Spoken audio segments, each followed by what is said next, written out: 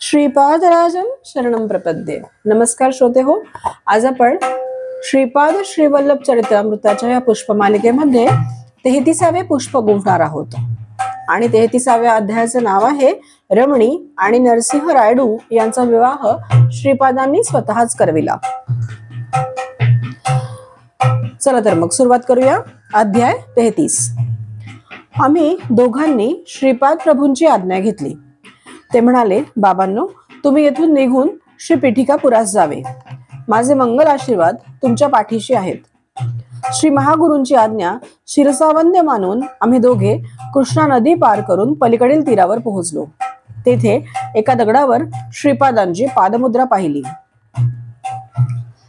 नित्य श्रीपाद प्रभू त्याच दगडावर उभे राहून सूर्यनमस्कार घालीत असत.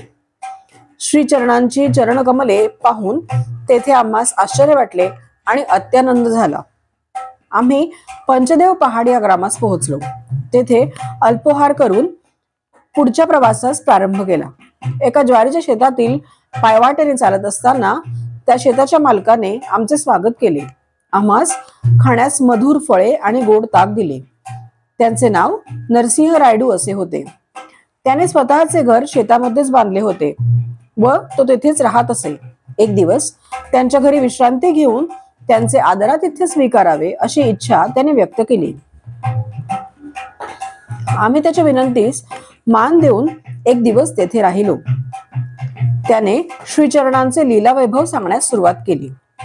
बाबांनो, माझे नाव नरसिंह रायडू आहे. मी लहानपणी अत्यंत दुर्बल आणि भित्रा होतो. माझे माता पिता मी लहान असतानाच दिवंगत झाले. मी माझ्या मामांच्या छत्रछायेत वाढलो. माझी मामी फारच तापट स्वभावाची होती. घरात भरपूर काम करावे लागे. शिवाय शेतातील कामे पण करावी लागत. माझ्या मामाची एक मुलगी होती. तिचे नाव रमणी असे होते. तिचे सौंदर्य पूर्ण गावातील आमच्या कुलस्थांच्या सगळ्या मुलींपेक्षा अपूर्व होते. ती सद्गुण संपन्न असून तिच्यात देवभक्ती होती.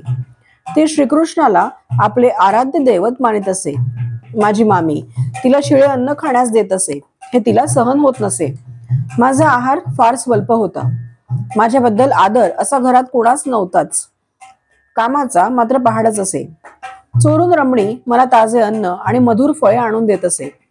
कधी ते माझ्या मामीच्या दृष्टीस पडल्यास माझ्या बरोबर तिची सुद्धा पूजा होत असे. माझे मामा स्वभावाने फार चांगले होते, परंतु बायको पुढे त्यांचे काही चालत नसे.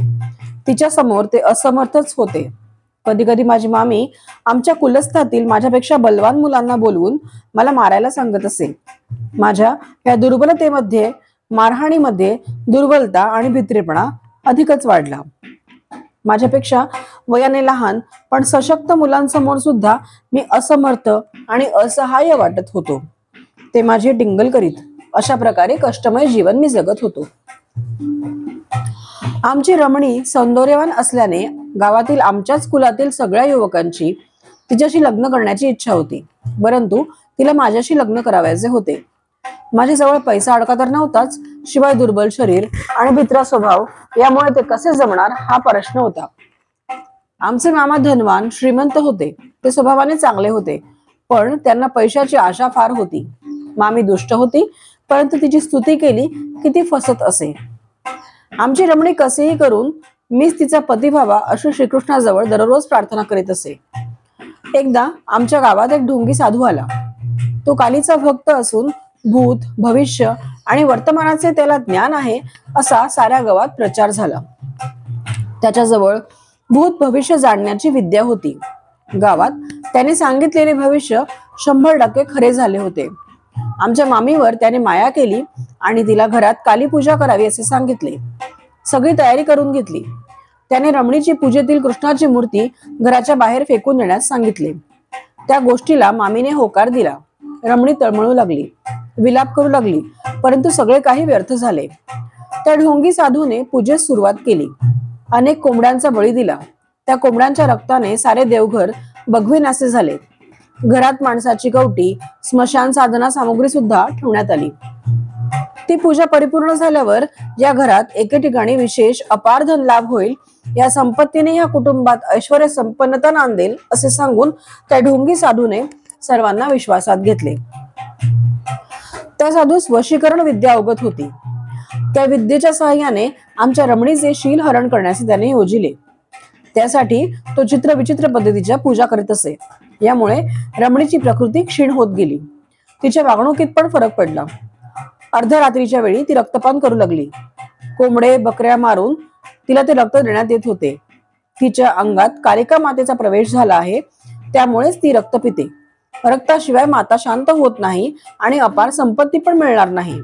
तिच्या अंगातील कालिका माता निघाल्यास ही कन्या पूर्ववत होईल असे त्या साधूने सांगितले. घरात बिभत्सपणाला ऊत आला होता. अचानक घरातील स्वयंपाक केलेले भांडे विहिरीत पडत होते. अर्धरात्री घरात माणसांचे सापळे दिसत, तसेच चित्रविचित्र आकार दिसत आणि अकराळ विक्राळ आवाज ऐकू येत. आमचे घर स्मशानभूमी सारखेच दिसत होते. त्या साधूला घरातून पिटाळण्याचे धैर्य आमच्या मामाकडे नव्हते. ते कष्ट थोडे दिवस सहन केल्यास अपार संपत्ती मिळेल या आशेने मामी दिवस काढीत होती.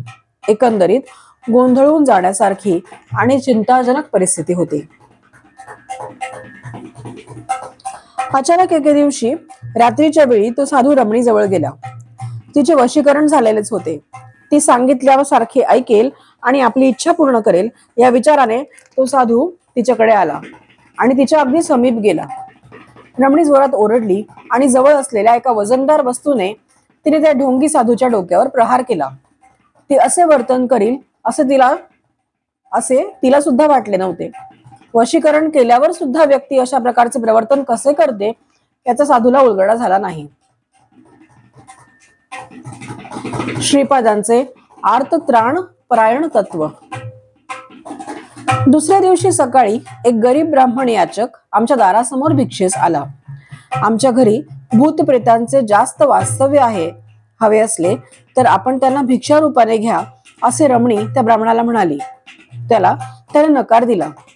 त्या ब्राह्मणाचे मुखारविंद अत्यंत शांत आणि उज्ज्वल होते. आमचे मामा बाहेर आले आणि म्हणाले, आमच्या घरची परिस्थिती अत्यंत चिंताजनक आहे. त्या परिस्थितीच्या कारक दुष्टशक्तीचा आपण दान म्हणून स्वीकार करावा. तेवढ्यातच मामी पण बाहेर आली आणि म्हणाली, आमच्या घरात तुम्हाला देण्यास काही नाही. आमच्या घरचे दारिद्र्य आपण भिक्षा म्हणून स्वीकारावे. त्यावेळेस मी पण तिथे होतो. मी म्हणालो, स्वामी, माझ्याकडे वंश पारंपरिक असलेले एक चांदीची ताईत आहे. आपली संमती असेल तर तो ताईत मी अर्पण करतो, ते भिक्षा म्हणून स्वीकारावे. त्याचा त्याने स्वीकार केला. इतक्यातच ढोंगी साधू स्मशानातून माणसाचे कपाल घेऊन आला. तो अट्टहासाने म्हणाला, अरे भिक्षुक ब्राह्मणा, तू नाकारलेस तरी मी या मानव कपालाची भिक्षा घालीन, तिचा स्वीकार कर. त्या ब्राह्मणाने त्या भिक्षेचा अस्वीकार केला. तितक्यात आमच्या घरात एक दिव्य प्रकाश दिसला आणि तो भिक्षेस आलेला ब्राह्मण अदृश्य झाला. त्या दिव्य प्रकाशामुळे ढोंगी साधूच्या सर्व अंगाची भयंकर आग होऊ लागली. त्या प्रकाशातील किरण रमणीवर पडले आणि ती पूर्ववत झाली. मामीला पक्षवात होऊन ती धरणीवर पडली. मामांना भीतीने सर्वांगास कापरे भरले. मला मात्र विपरीत धैर्य आले. माझ्या शरीरात शक्तीचा प्रवेश होऊन मलाच मी अत्यंत बलवान वाटू लागलो. त्या मांत्रिकाच्या तोंडातून सारख्या रक्तधारा वाहू लागल्या आणि त्यांच्यातील सर्व शक्तींचा नाश झाला. त्या दिव्य तेजोमय प्रकाशाचे एका मानवा रूपात रूपांतरण झाले.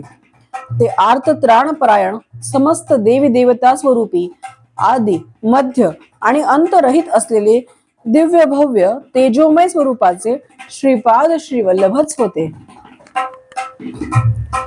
श्रीपाद श्रीवल्लभ म्हणाले, कालीमाता खरे पाहता मानवात लपलेल्या कामक्रोधादी राक्षसांचा ध्वंस करते.